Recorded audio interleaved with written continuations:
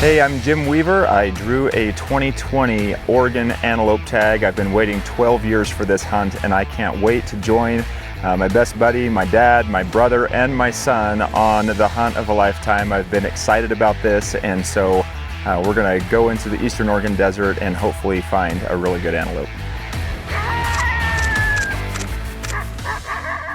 So we are preparing to walk into a spot that we've been seeing some bucks.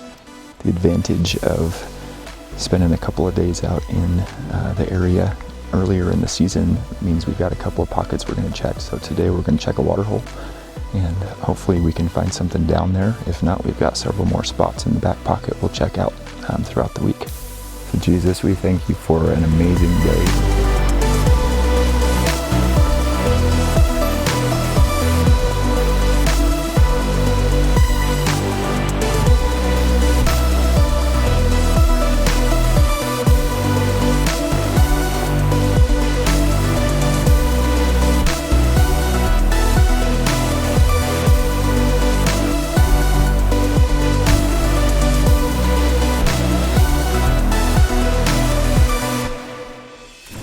We waited by the water until around 1 p.m., and even though it was hot, the antelope my dad and brother had spotted at the upper end of the flat weren't interested in moving.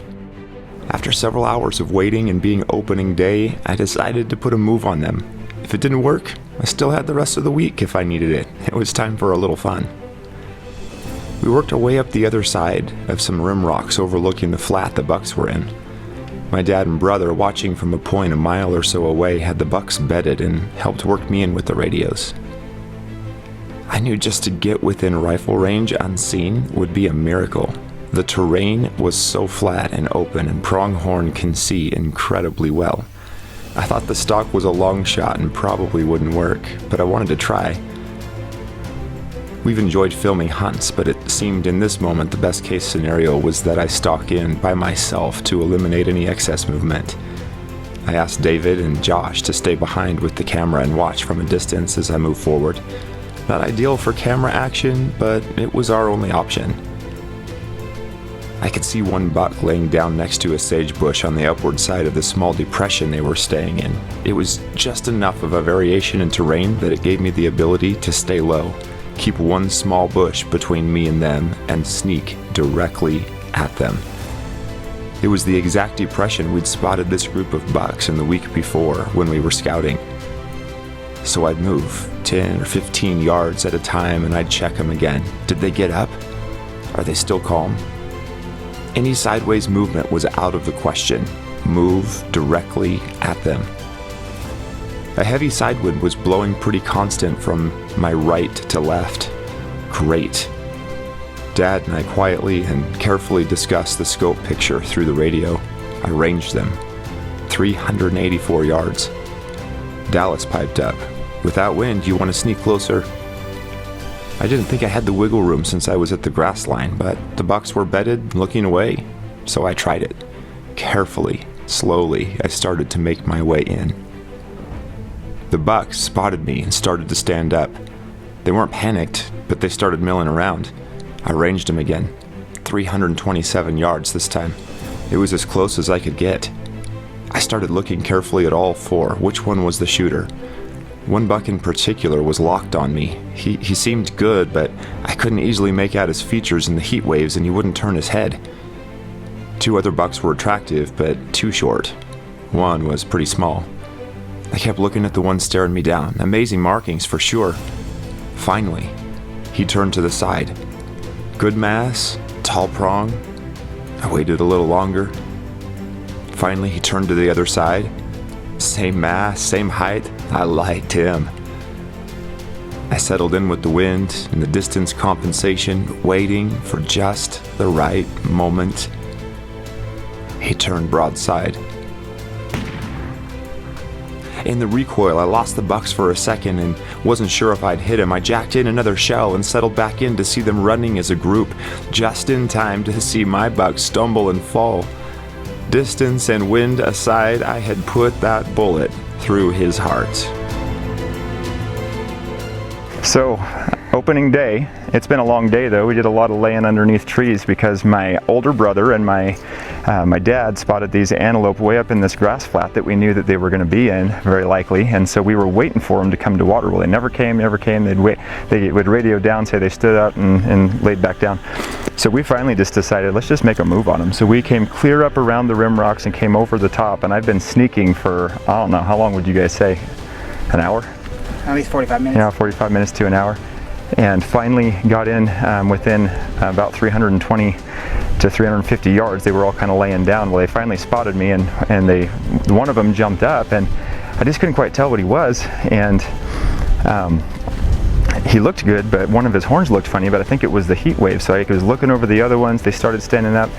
One of the other ones was real nice, but this one I kept coming back to, just good mass from what I could tell. So took a 327-yard shot off of shooting sticks, and they ran. I couldn't tell right away if I'd hit them, and then went about 45 yards and started stumbling around and fell down. So we're gonna go down and see what he is. I hope that he's good. It seems to me like he's the best of the four, and seemed to have good mass. So whatever he is, he's what I've got, and I'm extremely happy and get to walk up on him with my son, and it's gonna be a blast.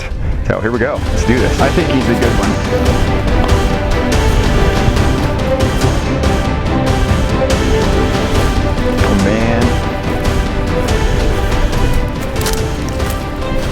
Look at this.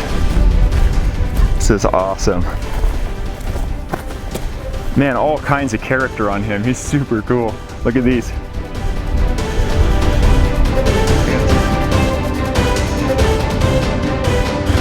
So everything about this stock probably shouldn't have worked, because they're out in the middle of the wide open flat. I had to sneak in on them for, I don't know, 300 yards below the sagebrush level, just so that I could stay out of their sight. And my dad and my brother were way up on the other hillside glassing, just kind of working me in with the radio.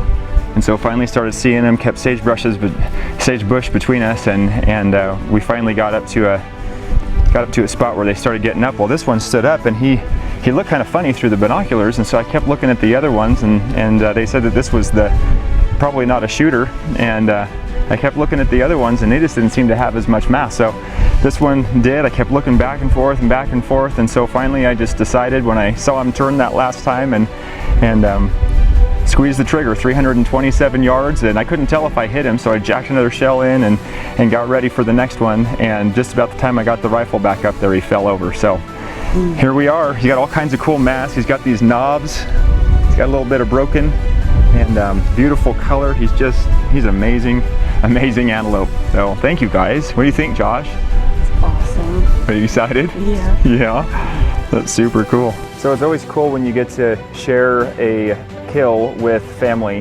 This is tradition and legacy, and things that we get to do very infrequently, but it's something we always look forward to. And actually, this is the first time that I've ever gotten to do any kind of hunting with my brother Dallas. So Dallas, thank you for making the trip all the way down here from Idaho and spending the time. I got to share it with my son.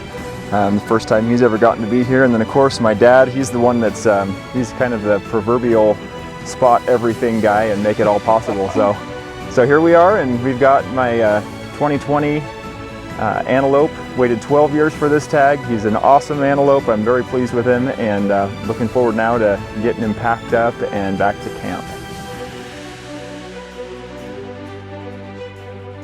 This hunt is sponsored by Jim Weaver Pencil Art, pencil wildlife drawings, featuring epic scenes in unique and beautiful ways. Recreate your trophy. Options in color or black and white. Immortalize your pet. Capture special moments for a lifetime.